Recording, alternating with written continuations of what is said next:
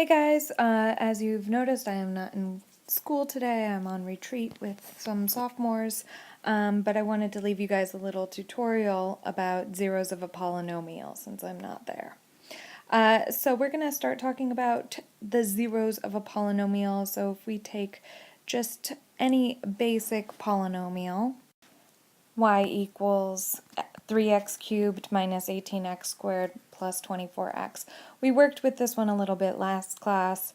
This one is a polynomial function, so we're looking at not just a polynomial expression. This is a function. We're going to talk about finding the zeros. This is when y equals 0. Another name for that would be a x-intercept.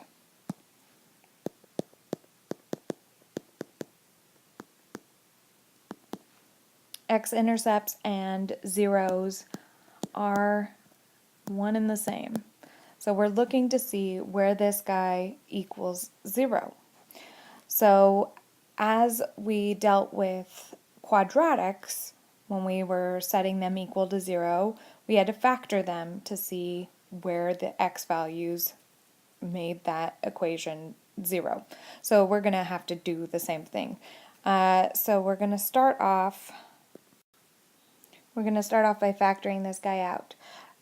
So if you recall from last class, the first thing we do is we need to pull out our GCF first, always.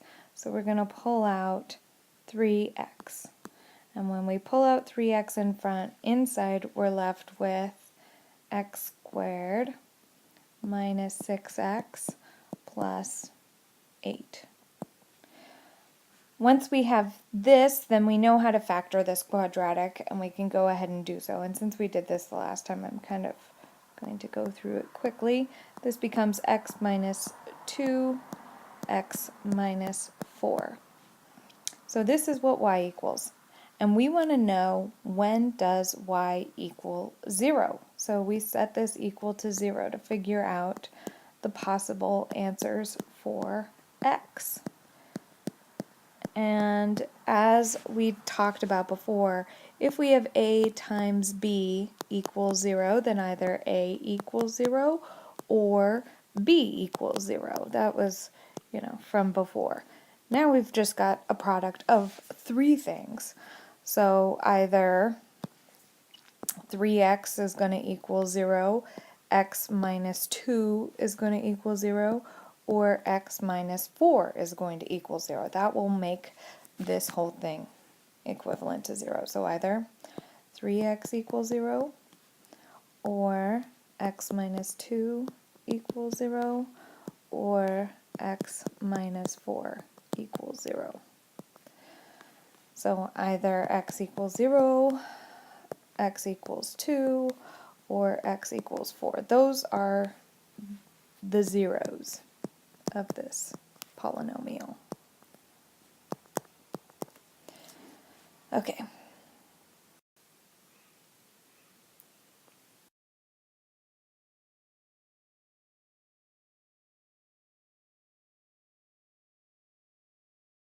So the easiest way to find zeros of a polynomial is when they already have it factored out for you.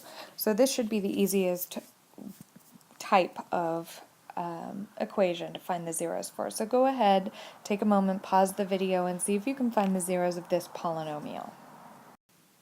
Hopefully you gave yourself a moment, and you should have come out with that the zeros for this are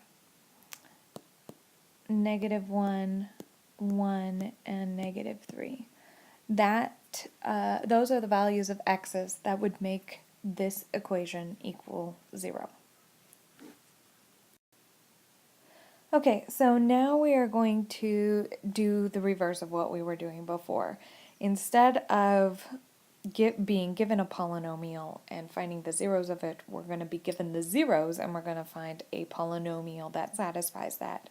Now there can actually be multiple polynomials that have the same zeros, and we'll get into that in a little bit. It has to do with multiplicity, which I have not defined yet. To begin this, we're going to be writing a polynomial in standard form with zeros 2, -3, and 0. Before, we had polynomials and we had them factored out, and it looked like, from the last equation, we had something like y equals x minus 1, x plus 1, and x plus 3. We had zeros of 1, -1, and -3. That's the forward direction. Now we're going to go in the reverse direction. So instead of having something like this, we are going to go the other way. So now we know we have zeros that are 2, -3, and 0. So that means y is going to equal x, that's for the 0 element, and x minus 2, that's for this element, and lastly times x plus 3, and that is for this guy. So those are associated, blue and pink. So if I plug in 0 for here, that would make the whole equation, because 0 times anything is 0. So that would be this factor. If I plug in 2, that would make this 0, which would make y 0 in turn, because 0 again times anything is 0. And lastly, if I plug in -3 in here, that would make this factor 0, which would make the whole thing 0. But we're not done yet. We have to put it into standard form. And if you recall, standard form of a polynomial function is one in which it's fully multiplied out, and we go in order of degree from greatest to least. So first thing we're going to do is I'm going to multiply this guy into this factor here. So I have to distribute this x through x times x and x times -2. So I'm going to get x squared minus 2x. This has to be in a parentheses. Be very careful.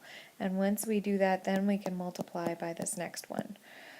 And again, we're going to have to FOIL or distribute.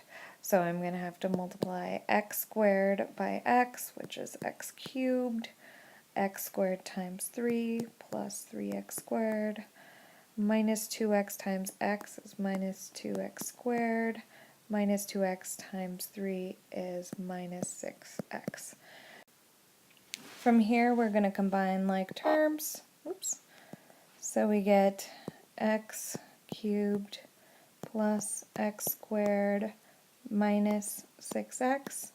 Now we have our equation in standard form with the zeros that we were given. Function that has the zeros that we stated in the beginning. Now I'm going to talk a little bit about multiplicity. Multiplicity is the number of times a zero occurs. So let's say, for instance, we have a polynomial function that looks like y equals x plus 2 cubed. Now the only zero of this function is -2, and it has a multiplicity of 3. And this is due to the fact that we've got this degree here. That means that this occurs 3 times, because really we can see this as y equals x plus 2 times x plus 2 times x plus 2. So that's what we mean by multiplicity. Similarly, y equals x to the 5th. Go ahead and figure out what the zeros are of this problem and what the multiplicity is. I'll give you a moment, pause, and come back. So this function had a 0 of 0 and it had multiplicity 5. Okay, for the final example, I want you to find the zeros of this function and state their multiplicities. So take a moment, pause this video, see if you can figure it out. So if you factored appropriately, you should have come out with these results.